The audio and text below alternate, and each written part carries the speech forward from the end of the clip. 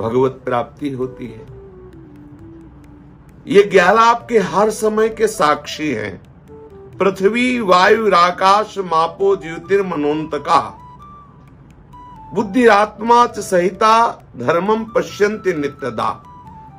पृथ्वी, जल, अग्नि, वायु, आकाश, मन और यमराज और बुद्धि और आपकी आत्मा, आप स्वयं, और रात और दिन, इतने में ही सब क्रियाएं होती हैं। आपका मन, आपकी बुद्धि भी साक्षी होगी, गवाही देगी। उस समय जो आपने किया है वैसे का वैसा निर्णय होगा, और आप स्वयं, वहां छल कपट चतुराई नहीं चलती।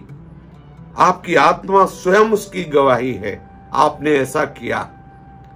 रात में या दिन में, तो रात और दिन भी आपके साक्षी हैं। ये 11 सदैव साक्षी रहकर आपके कर्मों को देखते रहते हैं। और अवश्य में भोक्तव्यम कृतम कर्म शुभाशुभम, आप जो भी शुभ अशुभ कर्म करते हैं उनको भोगना पड़ेगा। यदि ये उपाय न किया तो एक उपाय है जो बहुत शीघ्र आपको पूर्ण रूप से निष्पाप कर देगा। हरिर् हरति पापानि दुष्ट चित्तैरपि स्मृतः अनिच्छापि संस्पृष्टो दहत्येव हि पावकः। कोई दुष्ट चित्त मनुष्य, उसकी कोई श्रद्धा नहीं है, कोई भक्ति नहीं है, पर उसको पता चला कि मैंने बहुत पाप किए, अब कैसे पापों से मुक्त हूं? तो एक उपाय है, हरि नाम, भगवन नाम, कृष्ण नाम, राधा नाम। चाहे जितना दुष्ट स्वभाव का कोई हो, यदि प्रभु का नाम जपने लगे तो संपूर्ण पापों का नाश हो जाएगा। और जो अन्य साधन है, धर्म, यज्ञ, तीर्थाटन, सदाचार, यम नियम आदि, ये कुछ मात्रा में पापों को नष्ट करते हैं, संपूर्णतया नहीं। संपूर्णतया पापों का नाश करके परमानंद की अनुभूति कराने वाला नाम है। कह रहे हैं कि दुष्ट चित्तैर, कोई भाव वाला नहीं है, कोई श्रद्धा वाला नहीं, कोई भक्त नहीं, वो दुष्ट स्वभाव वाला है, लेकिन उसको पता चल गया भगवत कृपा से, साधु समागम से, शास्त्र स्वाध्याय किसी तरह से बन गया, और उसके हृदय में बात बैठ गई कि निष्पाप होने का एकमात्र उपाय है भगवन नाम। तो कह रहे हैं हरिर हरति पापान दुष्ट चित्तैरपि स्मृता। दुष्ट चित्त पुरुष के द्वारा भी स्मरण करने से, नाम कीर्तन करने से वो पाप का नाश करके उसके हृदय को पवित्र कर देता है। जैसे उदाहरण में कह रहे अनिच्छापि संस्पृष्टो दहत्येव हि पावकः। आपकी इच्छा बिल्कुल नहीं है, अनिच्छा से आपने अग्नि को छू लिया तो आपको जला देगी। ऐसे अनिच्छा से आप भाव कुभाव न खालशहु नाम जपत मंगल दिशि दसहु। सकृदुच्चरितम येन हरिरित्यक्षरद्वयम् बद्धः परिकरस्तेन मोक्षाय गमनम प्रति। जिसने अपनी जिह्वा से ऐसा रटना शुरू कर दिया, हरि हरि हरि, यदि वो संयोगवशात हरि नाम में ऐसा अपनी भाव रुचि वृत्ति लगा दे, तो मानो उसने मोक्ष पद प्राप्त करने के लिए कमर कस लिया और मोक्ष पद को प्राप्त कर लेगा। जो अपनी जिह्वा से हरि हरि हरि अगर एक बार भी उच्चारण कर लिया तो मानो मोक्ष पद प्राप्ति के लिए उसने कमर कस लिया। जो हरिनाम रटते हैं, न गंगा न गया सेतुर, न काशी न च पुष्करम, जिह्वाग्रे वर्तते यस्य हरिरीत्यक्षर द्वयम्। आहा, जिसकी जिह्वा पर हरि हरि ऐसा नाम उच्चारण करने का भाव आया, वो नाम उच्चारण करता है, तो उसे अब गंगा नहाने की जरूरत नहीं, सेतुबंध जाने की जरूरत नहीं, काशी जाने की जरूरत नहीं, पुष्कर जाने की जरूरत नहीं। न गंगा न गया सेतुर, न काशी न च पुष्करम। आहा, उसने गंगा स्नान का फल प्राप्त कर लिया, उसने गया जी में पिंड दान देने का फल प्राप्त कर लिया, ओ भगवान विश्वनाथ जी की काशी नगरी का आनंद प्राप्त कर लिया, पुष्कर तीर्थ का अवगाहन का फल प्राप्त कर लिया, वो अर्थात समस्त तीर्थों का फल प्राप्त कर लिया, जिसने अपनी जिह्वा से हरिनाम उच्चारण कर लिया। ऋग्वेदोऽथ यजुर्वेदः, सामवेदोऽथ अथर्वणः, अधीतास्तेन येनोक्तम् हरिरित्यक्षरद्वयम्। जिसने हरि ऐसा उच्चारण कर लिया भगवन नाम, तो उसने ऋग्वेद, यजुर्वेद, सामवेद, अथर्ववेद के पाठ का फल प्राप्त कर लिया। मानो चारों वेदों के स्वाध्याय का जो फल है वो हरिनाम रटने वाला प्राप्त कर लिया। अश्वमेधादिभिर्यज्ञैर् नरमेधैः सदक्षिणैः, यजितं तेन येनोक्तं हरिरित्यक्षरद्वयम्। जिसने अपनी जिह्वा से श्री हरि ऐसा उच्चारण किया, तो उसने दक्षिणा सहित अश्वमेध यज्ञ कर लिया, राजसूय यज्ञ कर लिया। जितने भी यज्ञ है सब यज्ञों का फल उसे प्राप्त हो गया। महान महिमा में परम श्रेष्ठ हरिनाम जप रूपी यज्ञ से। श्री हरि श्री हरि श्री हरि, जिसने ऐसा उच्चारण किया उसने सब यज्ञों का फल प्राप्त कर लिया। प्राण प्रयाण पाथेयं, संसार व्याधि भेषजं, दुख क्लेश परित्राणं हरिरित्यक्षरद्वयम्। हरि, ये जिसने दो अक्षर का ये परम नाम उच्चारण कर लिया, मानो मृत्यु के पश्चात परलोक मार्ग में प्रयाण करने के लिए उसने मार्ग की आनंदमयी सामग्री एकत्रित कर ली। जो शरीर छूटने के बाद दुर्गति होती है, उसकी दुर्गति नहीं होगी।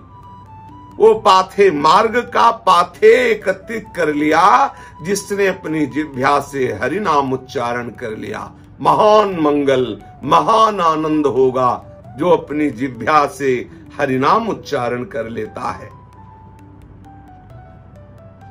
ये भगवान नाम में सबसे बड़ी बात यह है कि इसमें कोई देश काल का नियम नहीं है।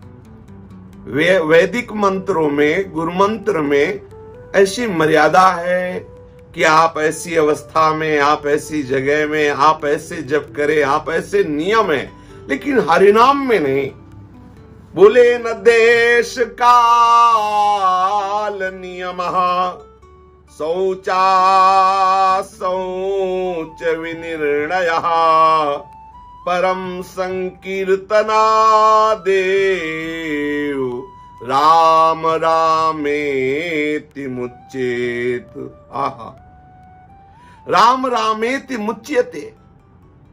जिसकी जिह्वा पे राम राम कृष्ण कृष्ण हरि हरि ऐसा नाम उच्चारण हो रहा है, उसके लिए कोई देश काल का नियम नहीं है, कोई समय का नियम। हर समय, हर अवस्था में, हर जगह।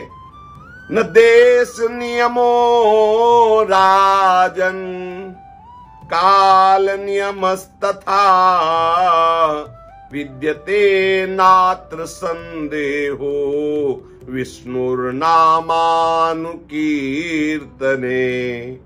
कालोऽस्ति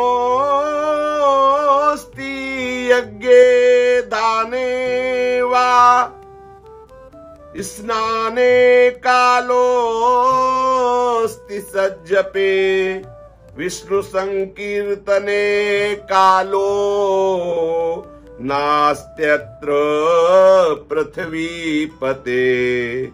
गच्छन्स्तिष्ठन् स्वपन् वापि आहा गच्छन्स्तिष्ठन् स्वपन् वापि पिबन् भुञ्जन् जपस्तथा कृष्ण कृष्णेति संकीर्त्य मुच्यते पाप कंचुकात्। कह रहे हैं कि जो प्रभु का नाम कीर्तन है उसके लिए देश का, नियम का, काल का कोई विधान नहीं कि आप इस काल में जपे, इस नियम से जपे, इस स्थान पर जपे। जो भगवान नाम जपते हैं हर समय, हर अवस्था में, कहीं भी, किसी भी समय में, पवित्र हो या पवित्र पवित्रो वा सर्वावस्थांगतोपि वहा या स्मरेत पुंडरीकाक्षम सवायाभ्यंतर शुचि। वो भीतर बाहर से पवित्र हो जाता है, चाहे जैसी स्थिति हो। और यज्ञ, दान, तीर्थ स्नान आदि और अनुष्ठान आदि के लिए बड़े नियम हैं।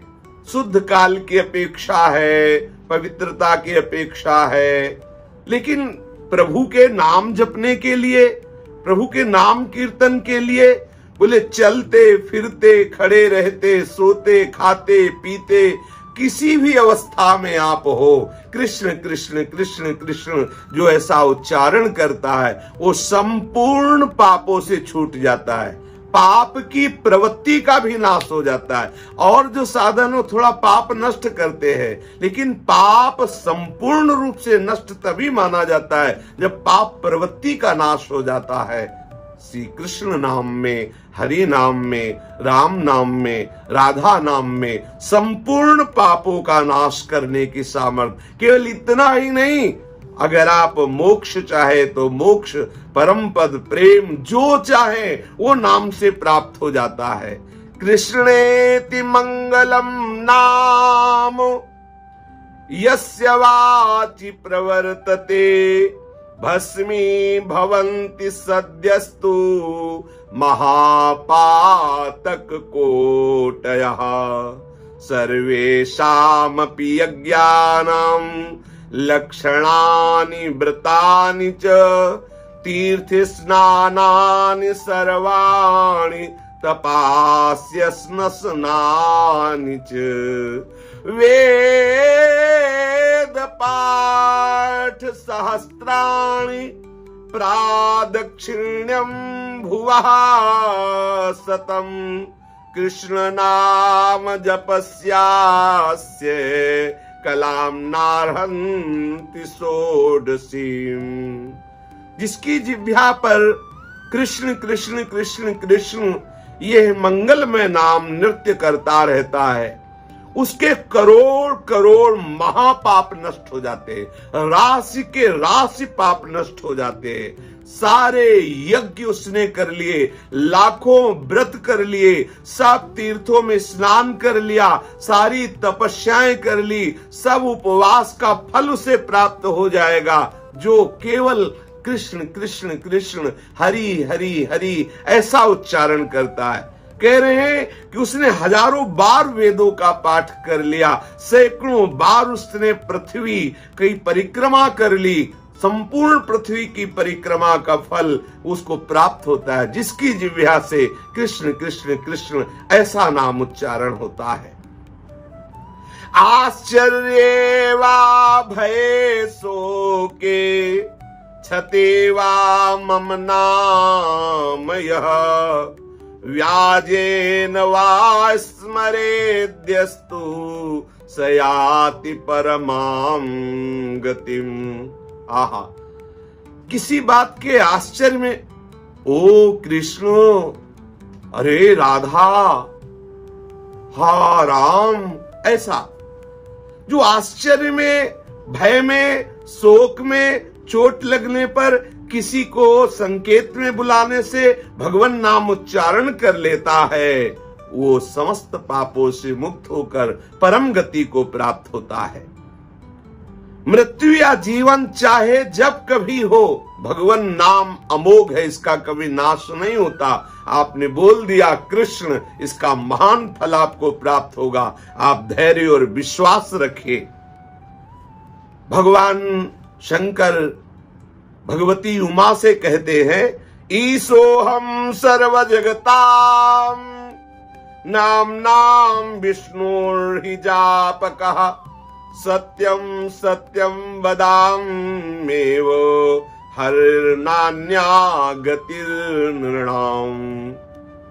हे प्रिय, संपूर्ण जगत का मैं ईश्वर हूं, पर मैं हरि नाम जपता हूं। मैं हर समय हरि हरि हरि, श्री हरि कृष्ण कृष्ण कृष्ण ऐसे प्रभु का नाम जपता रहता हूं। तुमसे मैं सत्य कहता हूं, प्रभु के नाम को मैं कभी नहीं छोड़ता हूं। जीवों के लिए परम मंगल विधान भगवान नाम है। देखो कितना सुंदर, न इसमें आपका रुपया लगता है, न इसमें आपके लिए कोई नियम है कि आप नहा के ही जपे, इसमें किसी आप उस स्थान पे जाके ही जपे, आप आसन में बैठ के ही जपे, आपके कपड़े पवित्र होने, ऐसा कोई नियम नहीं। आप चाहे जिस स्थिति में हो उसी स्थिति में राम हरि कृष्ण शिव जो भी बोले परम मंगल आपका होगा। ये समस्त पापों का नाश करने वाला है। वर्तमानम च यत् पापम यद भूतम यद भविष्यति तत्सर्वं निर्दहत्यासु गोविंदानल कीर्तनम। वर्तमान में पाप हो जाए या भूत में या आगे भविष्य में, तीनों कालों के पापों का नाश करने में समर्थ है गोविंद गोविंद गोविंद, अच्युत अच्युत अच्युत, केशव केशव केशव, राम राम राम, हरि हरि हरि, कृष्ण कृष्ण कृष्ण। इससे बड़ा कोई और प्रायश्चित नहीं। चाहे वो कोई भी हो, कहीं भी हो, कैसा भी हो, यदि वो भगवान नाम उच्चारण करता है तो वर्तमानम चेत पापम यद भूतम यद भविष्यति तत्सर्वम निर्दहत्यासु गोविंदानल कीर्तनम। भगवान नाम कीर्तन से, गोविंद नाम कीर्तन से उसके सारे पाप नष्ट हो जाते, चाहे वर्तमान के हो, चाहे भूतकाल के हो, चाहे भविष्य में बन जाए, सारे पाप नष्ट हो जाते। हृदय में भगवत प्रेम का उदय कर देने वाला नाम। अहो वत्सो पचतो गरीयान यद जिह्वाग्रे वर्तते नाम तुभ्यम। वो चांडाल भी श्रेष्ठ है जिसकी जिह्वा के अग्रभाग पर श्री हरि का नाम विराजमान है। कोई भी हो, कितना आनंदमय विषय है कि इसके लिए ये नियम नहीं है कि ऐसा हो, तभी मंत्रों के लिए बड़े विधान हैं, लेकिन नाम महामहिमा में है। इसलिए समस्त शास्त्र एक साथ इस बात के लिए जय घोष कर रहे हैं कि अर्थवाद की भावना मत करो कि अरे ये तो केवल प्रशंसा में हरि नाम कह रहे, ऐसा है नहीं। विश्वास करो, समस्त पापों को जड़ से नष्ट करने का उपाय हरि नाम, कृष्ण नाम, राम नाम, राधा नाम, जो आपको गुरु से प्राप्त हुआ, जो आपको बहुत प्यारा लगता है, निरंतर रटने का अभ्यास करो। इससे बड़ा कोई लाभ नहीं है। श्री राधा वल्लभ लाल की जय। सहज में भक्ति का स्वरूप है चित्त वृत्ति का निरंतर अविच्छिन्न रूप से अपने आराध्य देव में लगे रहना। तैल धाराव्रत, अव्याव्रत, अखंड, जैसे तेल की धारा टूटे ना, जैसे अखंड गंगा की धारा समुद्र में जा रही। अव्याव्रत भजन, शास्त्रों में वर्णन आया, तैल धारावत, गंगा की अखंड धारावत, अव्याव्रत। ऐसे हमारे चित्त का प्रवाह एक एक वृत्ति आराध्य देव के चरणों में अविच्छिन्न, अखंड, अबाधित, उसे भक्ति कहते हैं। वो भक्ति जो अपने आराध्य देव को अधीन कर लेती। सहज भाव में समझ लीजिए, चित्त वृत्ति का अखंड प्रवाह आराध्य देव के चरणों में, जैसे श्री गोपी जनों का वो क्रिया कर रहे हैं, दिखाई दे रहा है, वो धान कूट रही हैं, लीप रही हैं, परिवार के वो सब कार्य कर रही हैं जो एक सदगृहिणी करती है। लेकिन उनकी चित्त वृत्ति, एक एक चित्त वृत्ति एकमात्र श्याम सुंदर में है, मुरारी पादार्पित चित्त वृत्ति। चित्त वृत्ति का निरंतर प्रभु की तरफ प्रवाहित हो जाना स्वाभाविक, उसे भक्ति कहते हैं। जैसे विषयी पुरुष की चित्त वृत्ति स्वाभाविक विषयों में बहिर्मुख होकर विचरण करती रहती है, चित्त वृत्ति का प्रवाह आराध्य देव में आसक्त होकर निरंतर लगे रहना, इसे भक्ति कहते हैं। भक्ति के अनेक प्रकार हैं। उस भक्ति में कई सावधानियां हैं। सबसे पहले समझ लिया जाए कि भक्ति की सावधानी यदि धारण करनी है तो अन्य अभिलाषाओं का त्याग करना होगा। यदि ये अन्य भोग वासनाएं, अन्य अभिलाषाएं, अन्य कामनाएं हमारे हृदय में बनी रही तो हम ये निश्चय ही नहीं कर सकते कि मुझे श्यामा श्याम की प्राप्ति करनी है। अगर अन्य अभिलाषाओं में हमारी बहुत प्रियता रही तो हम धर्म से नहीं चल पाएंगे, कुमार्गगामी हो जाएंगे। अगर थोड़ी भी बुद्धि हमारी कुमार्गगामी हो गई तो जिम कुपंथ पग देई खगेसा, रहे न बुद्धि तेज लवलेशा। लवलेस, लेस मात्र भी बुद्धि निर्णय करने लायक नहीं रह जाती, कोई भी उसमें आध्यात्मिक बल नहीं रह जाता। जो धर्म विरुद्ध आचरण करता है कुमार्गगामी होता है। पहले तो हमें ये जीवन में दृढ़ निश्चय करना है कि भक्ति के द्वारा ही परम तत्व का बोध और भगवत प्रेम, भगवत प्राप्ति करनी है। भक्ति का सहज स्वरूप है चित्त वृत्ति का निरंतर सहज स्वाभाविक आराध्य देव में समर्पित होना। इसमें जो बाधा है वो है अन्य अभिलाषिता, अन्य अभिलाषाएं, जो प्रभु के प्रेम में बाधा पहुंचाने वाली अन्य अभिलाषाएं हैं। उन अभिलाषाओं में भी ये ध्यान देना है कि जो अभिलाषाएं बिल्कुल अधर्म मार्ग से पूर्ण होती, उनका तो कदापि हमारे जीवन में कोई स्थान नहीं रहना चाहिए। अगर थोड़ा भी अधर्माचरण हुआ, कुमार्गगामी हमारे अंदर वृत्ति हुई, तो वो हमारे हृदय में ऐसा अंधकार पैदा कर देगी कि हम निश्चय ही नहीं कर सकते कि हमें भगवत प्रेम प्राप्त करना है। रहे न बुद्धि तेज बल लेसा, न बुद्धि रह जाएगी, न कोई अध्यात्म बल रह जाएगा, न कोई भागवतिक तेज रह जाएगा। इसलिए सावधान। कुमार्ग में चल करके जो अभिलाषाएं पूर्ण होती है उनको तो एकदम नहीं, प्रतिकूलस्य वर्जनम। और दूसरी बात सावधानी है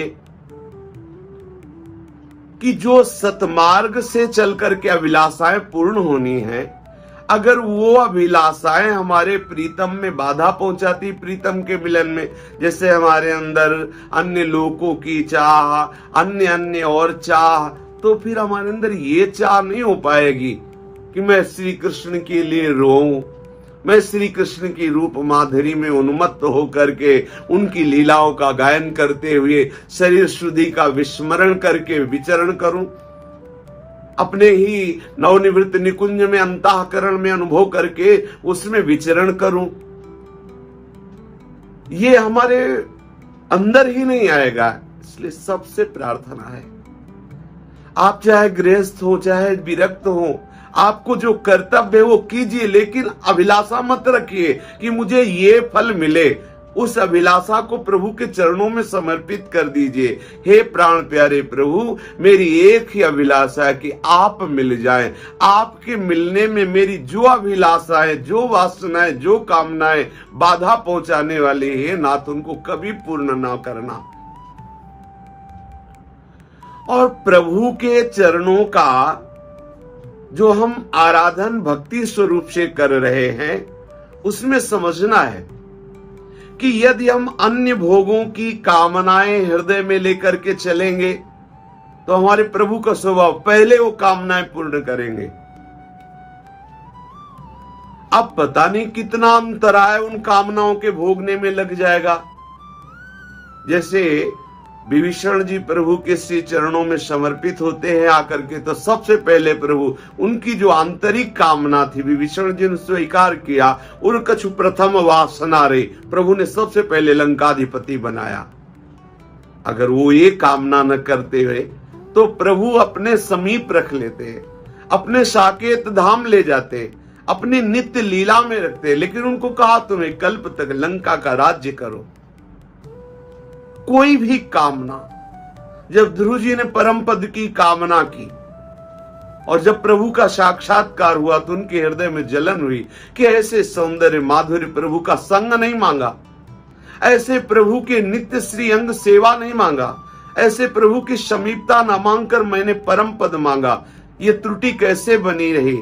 बोले संतों का संग नहीं हुआ, इसीलिए ध्रुव जी ने भगवान से मांगा कि अपने प्रेमी महाभागवतों का संग दीजिए, जिससे हम कम से कम अभिलाषा करना तो जान ले, हम कामना करना तो जान ले कि हमें कौन सी कामना करनी चाहिए। जो भोगों की कामना है ये हमारे भक्ति में, जो प्रेम लक्षणा भक्ति, उत्तमा भक्ति, जो प्रभु को वश में करने वाली है, उसमें यह बाधक है। सकाम भक्ति जब हमारी बढ़ती जाती है तो रूप धारण कर लेती है राजसिक और तामसिक। इतना ही नहीं कि केवल कामना भोगों की तो उतने से ही शांत हो जाएगी, ऐसा नहीं है, वो और विकार बढ़ते चले जाएंगे। ध्यान दीजिए, विषय भोग खूब मिले ये लालसा अंदर जागृत हो जाती है, और ये राजस भाव, रजोगुण भाव हमारे हृदय में स्थायी कर देती है, प्रधानता रजोगुणी की हो जाती है, इसलिए वो राजस भक्त कहा जाता है। सावधान नहीं रहा तो उसके आगे फिर बढ़ जाता है और गलत भाव। जब ऐश्वर्य प्राप्त करना है, मान सम्मान, कीर्ति, भोग, हिंसा, दंभ, पाखंड, मत्सर, ये हमसे आगे क्यों निकला जा रहा है, मेरे से आगे क्यों निकला जा रहा है, इसका सम्मान मेरे से बढ़ता क्यों चला जा रहा है, ये तो बहुत प्रभावित होता जा रहा है, इसकी हत्या करा दी जाए, इसकी निंदा कर दी जाए, इसको नीचा दिखा, ये आने लगता है।